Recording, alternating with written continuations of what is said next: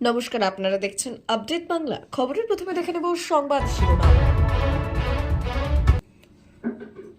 বীরভূম তৃণমূলের রাশ কার হাতে? কর্মসমিতির বৈঠকে জানালেন মমতা। সাংগঠনিক স্তরে বিরাট রদবদল করার পথে মমতা, কিন্তু কেন? ওয়াকফ বিলের বিরুদ্ধে মহাসমাবেশের ডাক মমতার। তৃণমূল যাতে টিকে থাকে, মুখ্যমন্ত্রী মমতাকে পরামর্শ দিলেন সুকান্ত মজুমদার। অভিষেক বন্দ্যোপাধ্যায় বা তৃণমূলের নতুন পথ। শুভেন্দুগড়ে হেরে ভূত তৃণমূল, উপনির্বাচনের পরই বড়সড় ধাক্কা পূর্ব মেদিনীপুরে। 15 জন কর্মী যোগ দিলেন ভারতীয় জনতা পার্টিতে। কেন্দ্রের ওয়াকফ বিলের আজ বাংলার বিধানসভায় সংঘাতের জন্য তৈরি হচ্ছে তৃণমূল বিজেপি দুপক্ষই। অনুব্রত ফেরায় কিছু বিশৃঙ্খলা মতো শর্ট আপডেট। 2021 থেকে 24 3 বছরের রাজ্যে বিজেপির বিধায়ক সংখ্যা কমে কত দাঁড়ালো? অবশেষে অপার অমুক্ত জামিন পেলেন পার্থ চট্টোপাধ্যায় বান্ধবী। বঙ্গোপসাগরে গভীর নিম্নচাপের প্রভাবে শীতের পথে বৃষ্টি, জানুন বাংলার সর্বশেষ আবহাওয়ার পরিস্থিতি। আসছে বিস্তারিত খবরে। তৃণমূলের একটি জনসভায় একান্ত আলাপচারিতায় মমতা ও অনুব্রত, ফাইল চিত্র। অবশেষে বীরভূমে তৃণমূলের সমস্ত সংশয় দূর করলেন দলের সুপ্রিমো মমতা বন্দ্যোপাধ্যায়।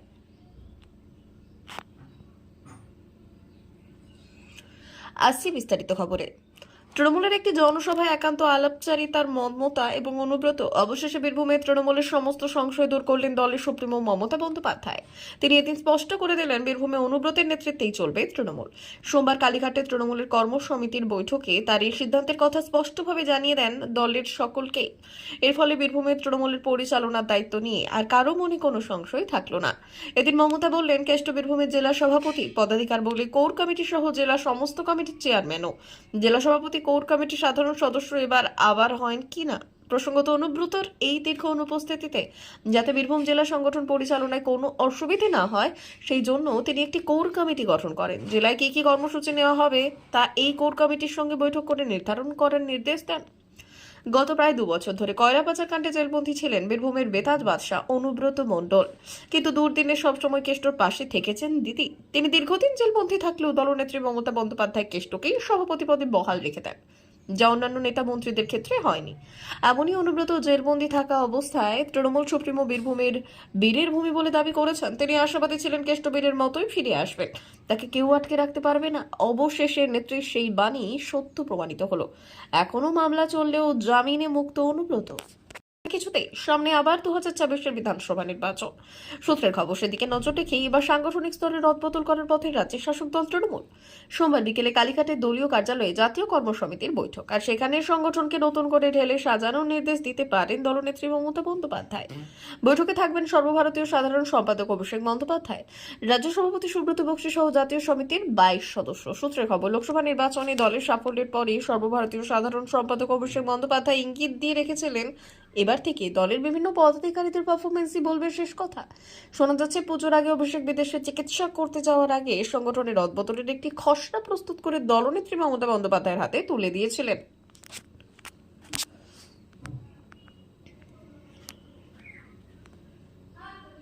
সোমবার থেকে শুরু প্রত্যাশিত ভালো ফল। তা সত্ত্বেও দলের বিভিন্ন স্তরে নেতাদের বিরুদ্ধে নানা অভিযোগের কাঁটা সরছে না কিছুতেই। সামনে আবার 2024 বিধানসভা নির্বাচন। সূত্রের খবর, সেদিকে নজর রেখে এবার সাংগঠনিক স্তরে রদবদল করার পথে রাজ্যের শাসক দল তৃণমূল। সোমবার বিকেলে কালীঘাটের দলীয় কার্যালয়ে জাতীয় কর্মসমিতির বৈঠক, আর সেখানে সংগঠনকে নতুন করে ঢেলে সাজানোর নির্দেশ দিতে পারেন দলনেত্রী মমতা বন্দ্যোপাধ্যায়। বৈঠকে থাকবেন সর্বভারতীয় সাধারণ সম্পাদক অভিষেক বন্দ্যোপাধ্যায়, রাজ্য সভাপতি সুব্রত বক্সী সহ জাতীয় সমিতির 22 সদস্য। সূত্রের খবর, লোকসভা নির্বাচনে দলের সাফল্যের পরই সর্বভারতীয় সাধারণ সম্পাদক অভিষেক বন্দ্যোপাধ্যায় ইঙ্গিত দিয়ে রেখেছিলেন, এবার থেকে দলের বিভিন্ন পদাধিকারীদের পারফরমেন্সই বলবে শেষ কথা। শোনা যাচ্ছে, পুজোর আগে অভিষেক বিদেশে চিকিৎসা করতে যাওয়ার আগে সংগঠনের রদবদলের একটি খসড়া প্রস্তুত করে দলনেত্রী মমতা বন্দ্যোপাধ্যায়ের হাতে তুলে দিয়েছিলেন।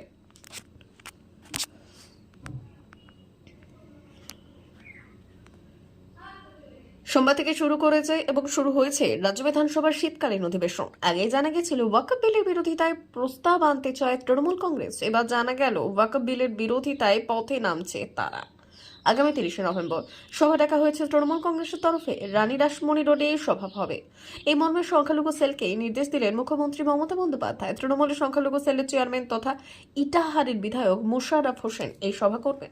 ওয়াকফ বিল নিয়ে দলের অবস্থান স্পষ্ট করবেন লোকসভায় তৃণমূলের মুখ্য সচেতক কল্যাণ বন্দ্যোপাধ্যায়। থাকবেন মেয়র ফিরহাদ হাকিমও। তৃণমূলের অভিযোগ, বিজেপি সরকার আদতে এই বিল এনে সংখ্যালঘুদের বিরুদ্ধে ষড়যন্ত্র করার চেষ্টা করছে। বিল লাগু করে তারা ধর্মীয় মেরুকরণ করতে চাইছে। আর এই প্রতিবাদে বিরাট জনসভার ডাক দেওয়া হয়েছে। বিষয়টি নিয়ে পরিষদীয় মন্ত্রী শোভনদেব চট্টোপাধ্যায় প্রতিক্রিয়া দিয়েছেন। ওয়াকফ সংখ্যালঘু সম্প্রদায়ের দেবোত্তর এবং সম্পত্তি, সেটা নিয়ে আলোচনা না করে কেন্দ্রীয় সরকার অন্যায় করেছে। শীতকালীন অধিবেশনে কেন্দ্র সরকার যে ওয়াকফ সংশোধনী বিল আনছে তার বিরোধিতায় দিল্লিতে যে তৃণমূল সরব হবে তা আগেই স্পষ্ট হয়েছিল। তবে তার আজ যে বিধানসভা অধিবেশনেও হবে তা বোঝা যায়নি। এবার তৃণমূল নেত্রীর নির্দেশে তৃণমূল নেত্রীরা প্রতিবাদ মিছিলে নেতৃত্ব দেবেন। সংখ্যালঘু সেলের চেয়ারম্যান মোশাররফ হোসেন বললেন, ওয়াকফের সম্পত্তি পূর্বপুরুষ দান করে গিয়েছেন। ঘুরপথে চক্রান্ত করে অগণতান্ত্রিকভাবে আইন এনে বিজেপি তা দখল করতে চাইছে। আর এই চক্রান্ত সফল হবে না। প্রতিবাদের রাজপথে সংগ্রাম চলবে। তবে বসে নেই বিজেপিও। রাজ্যের প্রধান বিরোধী দল জানিয়েছে রাজ্য সরকার ওয়াকফ বিল নিয়ে আনবে না তা নিয়ে প্রস্তাব আনবে তা এখনো স্পষ্ট নয় তাদের কাছে। তবে যাই আসুক, বিজেপি তার বিরোধিতাই করবে বলে খবর।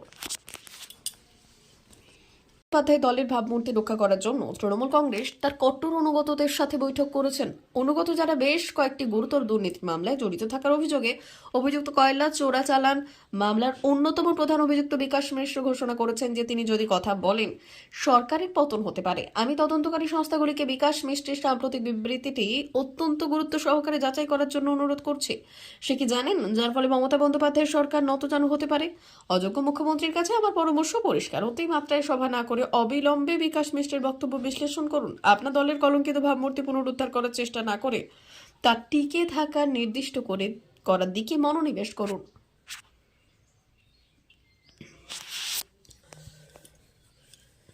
আজ মুখ্যমন্ত্রী মমতার বাসভবন কালীঘাটে হলো তৃণমূলের কর্ম সমিতির বৈঠক। তাতে নবীন প্রবীণ মিলিয়ে নতুন নতুন স্থান দেওয়া হয়েছে কিছু চেনা পরিচিত মুখদের। আর এর মধ্যে রয়েছে তৃণমূলের সর্বভারতীয় সাধারণ সম্পাদক এবং সাংসদ অভিষেক বন্দ্যোপাধ্যায় নিজেও। দিল্লির ক্ষেত্রে পার্টির সম্পর্কে বললেন অভিষেক বন্দ্যোপাধ্যায়, ডেরেক ওব্রায়েন, কাকলি ঘোষ দস্তিদার, কীর্তি আজাদ, সুস্মিতা দেব এবং সাগরিকা ঘোষ। লোকসভা নির্বাচনের পর বাংলার বিধানসভা উপভোটেও ছক্কা হাঁকিয়েছে তৃণমূল কংগ্রেস। 6 আসনে 6টিতেই জয় পেয়েছে শাসক দল। ধুয়ে মুছে সাফ হয়ে গেছে বিরোধীরা। তবে বিধানসভায় জয় আসলেও পূর্ব মেদিনীপুরের সমবায় নির্বাচনে গোহারা হারল তৃণমূল। বিরোধী দলনেতা শুভেন্দু অধিকারীর গড়ে দাঁত ফোটাতে পারল না সবুজ বাহিনী। রবিবার পূর্ব মেদিনীপুরের মহিষা দলের ছাউপাত্রা সমবায় সমিতির নির্বাচন ছিল। মোট 52টি আসনে ভোট গ্রহণ হয়। সব আসনেই প্রার্থী দিয়েছিল বিজেপি এবং তৃণমূল সমর্থিত প্রার্থীরা। পরে গণনা শেষে দেখা যায় 35টি আসনে জয়লাভ করেছে বিজেপি সমর্থিত প্রার্থীরা। এদিকে তৃণমূলের ঝুলিতে যায় 16টি আসন, পাশাপাশি একটি আসনই হয়। পরে ট্রাইব্রেক হলে সেই আসনেও জয়ী হয় বিজেপি। সব মিলিয়ে 52টি আসনের মধ্যে বিজেপির দখলে যায় 37টি আসন। উপনির্বাচনের মুখ থুবড়ে পড়ার পর সমবায়ী বিপুল জয় পেয়ে উচ্ছ্বসিত বিজেপির নেতা কর্মীরা। তাদের দাবি, যদি অবাধে নির্বাচন হয় তাহলে গোটা রাজ্যেই এই ফল হবে। জয়ের বিষয়ে বিজেপির জেলা সহ সভাপতি বিশ্বনাথ বন্দ্যোপাধ্যায় বললেন, উপনির্বাচনে কিভাবে ভোট হয়েছে তা সকলেই জানে। কিভাবে শাসক দল প্রভাব খাটিয়েছে, তাই সেই ফল দিয়ে অন্য নির্বাচনের পূর্বাভাস সঠিক হবে না। তার অভিযোগ, সমবায় নির্বাচনকেও তৃণমূল প্রভাবিত করার চেষ্টা করছে। তবে সেসব ব্যর্থ করে গেরুয়া বাহিনী সফল হয়েছে।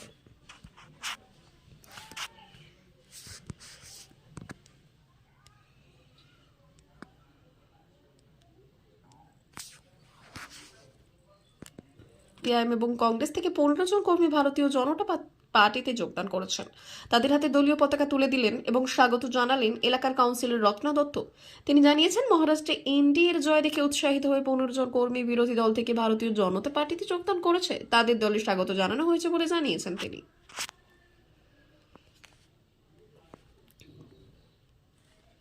সংসদে পেশ করা ওয়াকফ সংশোধনী বিল নিয়ে এবার সরগরম থাকতে পারে রাজ্য বিধানসভার শীতকালীন অধিবেশন। বাংলার বিধানসভায় তার ইঙ্গিত মিলেছে সোমবার অধিবেশন শুরুর দিনে। আর ওই সংশোধনী বিলের প্রথম দিক থেকেই বিরোধিতা করছে তৃণমূল। সূত্রের খবর, মুখ্যমন্ত্রী মমতা বন্দ্যোপাধ্যায় সিদ্ধান্ত নিয়েছেন চলতি শীতকালীন অধিবেশনে বিধানসভায় এ সংক্রান্ত একটি বিল পেশ এবং পাশ করাবে তার সরকার।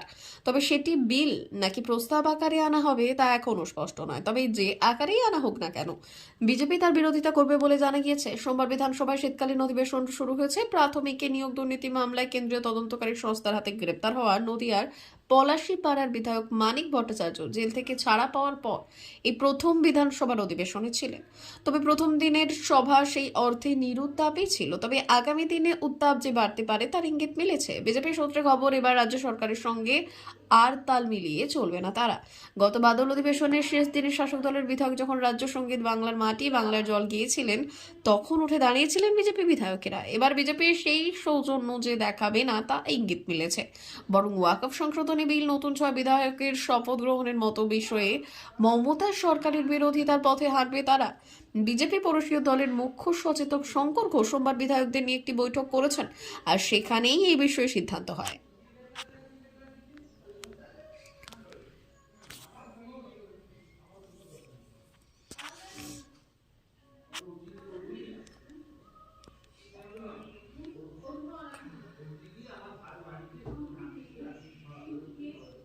মমতা বন্দ্যোপাধ্যায় সিদ্ধান্ত নিয়েছেন চলতি শীতকালীন অধিবেশনে বিধানসভায় এ সংক্রান্ত একটি বিল পেশ এবং পাশ করাবে তার সরকার।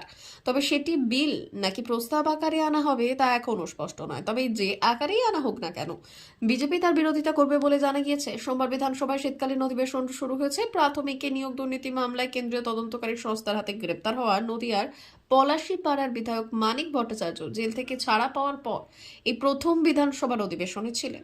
তবে প্রথম দিনের সভা সেই অর্থে নিরুত্তাপই ছিল। তবে আগামী দিনে উত্তাপ যে বাড়তে পারে তার ইঙ্গিত মিলেছে। বিজেপি সূত্রে খবর, এবার রাজ্য সরকারের সঙ্গে আর তাল মিলিয়ে চলবে না তারা। গত বাদল অধিবেশনের শেষ দিনে শাসক দলের বিধায়ক যখন রাজ্য সঙ্গীত বাংলার মাটি বাংলার জল গিয়েছিলেন, তখন উঠে দাঁড়িয়েছিলেন বিজেপি বিধায়কেরা। এবার বিজেপি সেই সৌজন্য যে দেখাবে না তা ইঙ্গিত মিলেছে। বরং ওয়াকফ সংশোধনী বিল, নতুন 6 বিধায়কের শপথ গ্রহণের মতো বিষয়ে মমতা সরকারের বিরোধিতার পথে হাঁটবে তারা। বিজেপি পরিষদীয় দলের মুখ্য সচেতক শঙ্কর ঘোষ সোমবার বিধায়কদের নিয়ে একটি বৈঠক করেছেন, আর সেখানেই এই বিষয়ে সিদ্ধান্ত হয়।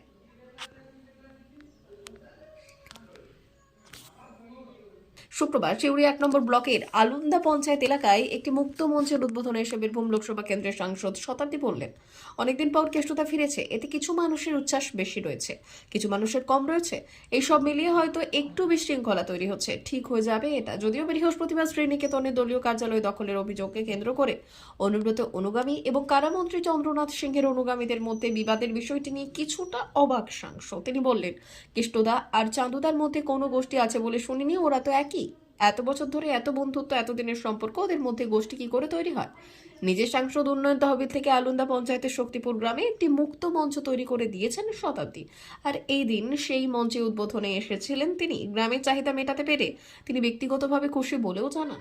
একই সঙ্গে গত লোকসভা নির্বাচনে এগিয়ে থাকা আলুন্দা পঞ্চায়েতে আগামী দিনে মানুষ একই রকম ভালোবাসা বজায় রাখবে বলে আশা প্রকাশ করেছেন শতাব্দী।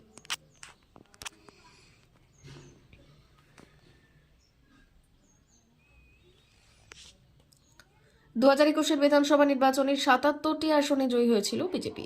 দলবদল, উপনির্বাচন ইত্যাদি নানা কারণে 3 বছরের ব্যবধানে আসন সংখ্যা কমেছে অনেকটাই। বর্তমানে রাজ্যের বিধানসভায় বিজেপি বিধায়কের সংখ্যা 70। 2026 বিধানসভা নির্বাচনে 70টি আসন বিজেপি রক্ষা করতে পারবে কিনা সেটা নিয়ে সন্দেহ প্রকাশ করেছেন রাজনৈতিক বিশেষজ্ঞরা। 2021 সালে বিধানসভা নির্বাচনে 298টি আসনের মধ্যে 77টি আসনে জয়ী হয়েছিল বিজেপি। তারপর 3 বছরের ব্যবধানে বিধায়কের সংখ্যা কমেছে অনেকটাই। এমনকি উপনির্বাচনে নিজেদের জেতা আসনেও ধরে রাখতে পারেনি পদ্মশিবির। ভোটে জেতার পর বিজেপি ছেড়ে তৃণমূলে এসেছেন মুকুল রায়, সুমন কাঞ্জিলাল, তন্ময় ঘোষ, হরকালী প্রতিহার, যার ফলে বিজেপির বিধায়কের সংখ্যা কমে দাঁড়ায় 73-এ। যদিও বিধায়কের বিরুদ্ধে দলবদল আইন কার্যকর এখনো না হওয়ায় আনুষ্ঠানিকভাবে বিজেপিতেই রয়েছেন তারা। এর মাঝে দিনহাটা নিশীথ প্রামাণিকের থেকে যায় উদয়ন গুহর কাছে। এরপর 2023 সালে ধূপগুড়িতে বিজেপি বিধায়কের মৃত্যুতে সেখানে উপনির্বাচনে হলে আসনটি চলে যায় তৃণমূলের কাছে। এবং এছাড়াও সদ্য সমাপ্ত বিধানসভা উপনির্বাচনে রাজ্যে 6টি আসনই দখল করেছে তৃণমূল, যার মধ্যে বিজেপির একটি আসন খুইয়েছে। সব মিলিয়ে বিজেপির হাতে বর্তমানে রয়েছে 70 জন বিধায়ক। যদিও 26 বিধানসভা নির্বাচনের আগে আরও বিধায়ক হওয়াতে পারে বলে মত বিশেষজ্ঞর শিবিরে।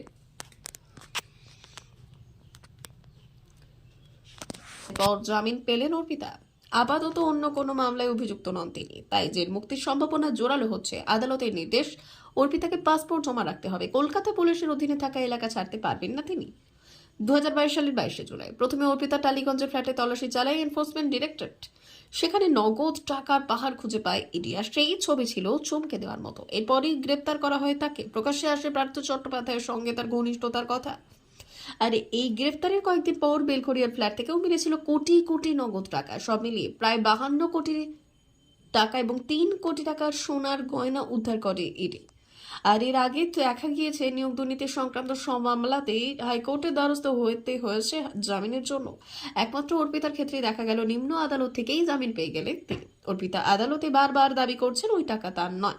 এছাড়া অর্পিতা মন্ত্রী ঘনিষ্ঠ বলে পরিচিত হলেও নিজেকে কখনো প্রভাবশালী বলে পরিচয় দেওয়ার চেষ্টা করেননি। সেই কারণেই জামিন পাওয়া সম্ভব হয়েছে বলে মনে করা হচ্ছে।